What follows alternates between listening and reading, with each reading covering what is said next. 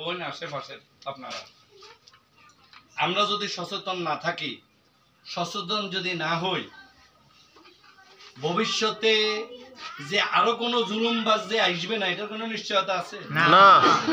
একটা এক্সাম্পল দিই, আজকে বিশাল এক লোক প্রাণ দিছে, তাদেরই এক লোক বিদেশ থেকে ফোন দিছে, ভাই আমি 3 লক্ষ টাকা দিছি। কত দিছে?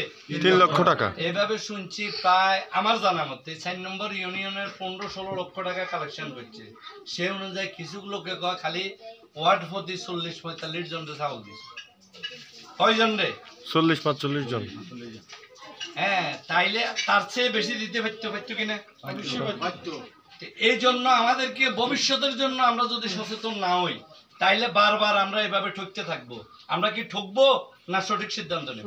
সঠিক সিদ্ধান্ত নেব। এই জন্য আমাদেরকে সঠিক সিদ্ধান্ত নিতে হবে। আমরা যে আয়োজন করেছি, এখানে যে বাইরে আছে তাদের পকেটের টাকা, অনেক প্রবাসীর পকেটের টাকা। ভাই এই দুর্যোগে আপনারা মানুষের পাশে দাঁড়ান। যেহেতু জামাতে ইসলাম মানুষের সংগঠন। কার সংগঠন? মানুষের সংগঠন।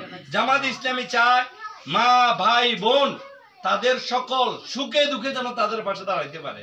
এই জন্য আমরা বারবার আপনাদের কাছে ছুটে যাওয়ার চেষ্টা করছি, ঠিক কিনা? এই জন্য আমাদের জন্য দোয়া করবেন, বাংলাদেশ জামাত ইসলামের জন্য দোয়া করবেন। জামাত ইসলামের স্বপ্ন আর কিছু না যে কেউ এমপি হবে, মন্ত্রী হবে, তার বিশাল বিশাল বাড়ি হবে, এটা জামাতের কোনো লোকের স্বপ্ন নাই, আছে কিনা? তার জলযন্ত্র প্রমাণ জামাতের 2 জন মন্ত্রী ছিল, ঠিক না?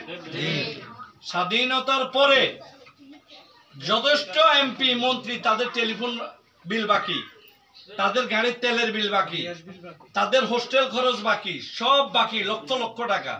শুধু জামাতের যে কয়জন এমপি হয়েছে, মন্ত্রী হয়েছে, পত্রিকার রিপোর্ট অনুযায়ী জামাতের একজন এমপি মন্ত্রীর কাছে গভর্নমেন্ট 4 আনা কি পয়সা পাবে।